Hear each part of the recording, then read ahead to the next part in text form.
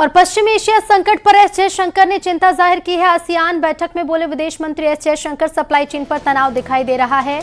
S Jaishankar ने कहा कि समुद्री व्यापार चिंता का कारण बन सकता है। भारत और आसियान आशावादी हैं।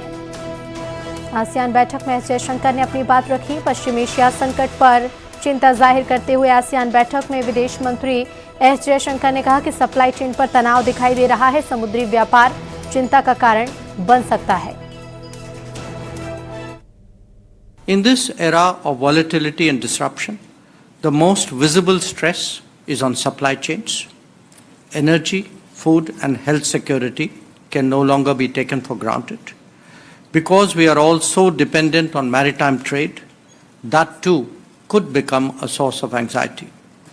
Observing international law in that regard is therefore vital. Coincidentally, 2026 is the ASEAN-India Year of Maritime Cooperation. It is a timely reminder of what we can do for a more stable and secure future.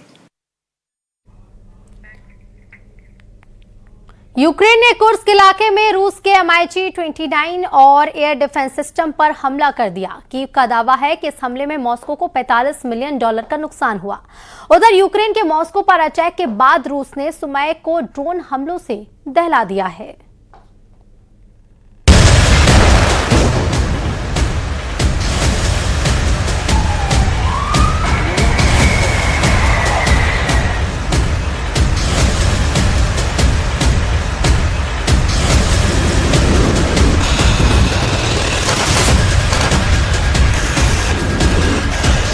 Moscow से 700 kilometre दूर Ukraine के सुमई में सबसे भयानक drone हमला किया। हमले के बाद भी मॉस्को के ड्रोन इलाके में मंडराने लगे और यूक्रेन के फायर फाइटर के लिए रेस्क्यू ऑपरेशन चलाना मुश्किल हो गया। 2024 की गर्मियों के बाद से ही रूस लगातार इस इलाके पर गोलीबारी कर रहा है। अब मॉस्को ब्रिगेड ड्रोन हमलों से इसे जला रहा है। रूस का यह हमला तब सामने आया है जब जेलेंस्की ने दावा किया था कि उसके ड्रोन ने मॉस्को में लॉजिस्टिक और तेल ठिकानों पर अटैक किए। 2026 में रूस उत्तरी यूक्रेन और खासकर सुमय और खार्किव को टारगेट कर रहा है। वो इस इलाके में इजराइल के वॉर पैटर्न्स पर बफर जोन बनाने की कोशिश कर रहा है। ग्राउंड ऑपरेशन में बड़ी कामयाबी नहीं मिलने के बावजूद वो ड्रोन और ग्लाइड बॉम्ब और रूसी सेना की छोटी यूनिट के जरिए इस इलाके में दबाव बनाने में जुटा है।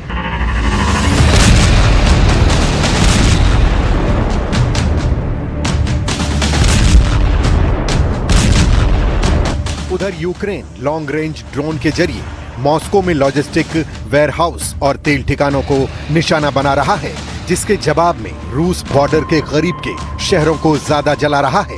मतलब ये युद्ध अब टीट फॉर टैट और लॉन्ग रेंज वॉरफेयर में बदल गया है। क्या पुतिन के जंग का ये नया पैटर्न यूक्रेन की एयर डिफेंस को थका देगा? क्या रूस यूक्रेन के बॉर्डर से सटे इलाकों को खाली करने का दबाव बनाएगा? और क्या ये स्ट्रेटेजी पुतिन को डॉनबॉस से आगे कोई बड़ी कामयाबी दिला पाएगी? इसी बीच कीव में सत्ता का समीकरण बदल चुका है। मिखाइलो फेडरोव, जिन्होंने ड्रोन वॉरफेयर और रोबोटिक सिस्टम को नई ऊंचाई दी थी, हटाए जा चुके हैं। उनकी जगह SBU यानी अल्फा स्पेशल ऑपरेशंस सेंटर के पूर्व कमांडर वेन खामरा को नया रक्षा मंत्री बनाया गया है। सवाल है, क्या यूक्रेन की सेना के नए कमांडर और रक्षा मंत्री ये वेन खामरा पुतिन की नई वॉरफेयर का जवाब दे पाएंगे? क्या वो जेलेंस्की के लॉन्च रेंज वॉर को उसके अंजाम तक पहुंचा पाएंगे, या ये बदलाव जेलेंस्की ने किसी दबाव में आकर किया है?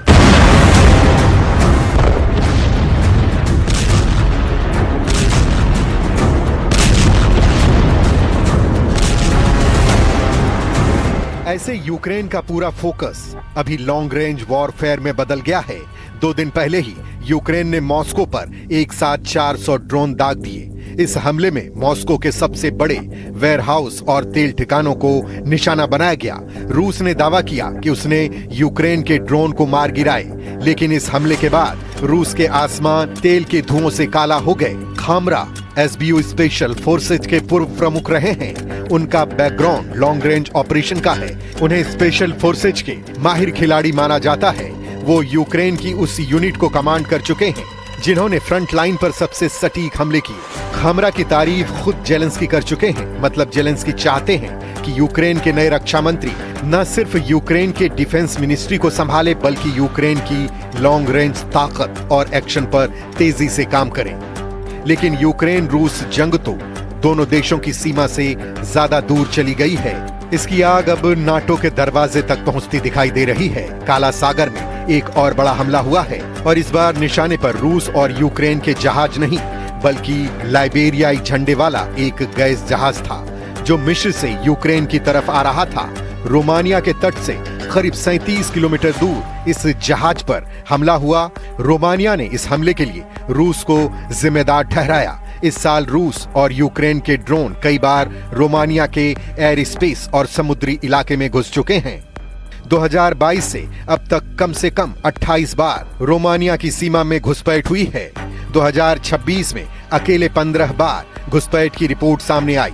2025 में पोलैंड के एयर स्पेस में रूस के ड्रोन कम से कम 21 बार घुसे। सितंबर 2025 में 3 रूसी मिग-31 जेट एस्टोनिया के एयर स्पेस में 12 मिनट तक रहे। 2025 में अकेले नाटो देशों के रूस के 18 एयर स्पेस उल्लंघन के मामले दर्ज किए। सवाल है कि क्या रूस यूक्रेन जंग अब नाटो देशों की सुरक्षा के लिए सीधा खतरा बनते जा रहे हैं और क्या इस जंग पे नाटो देश मॉस्को के खिलाफ युद्ध का ऐलान कर सकते हैं?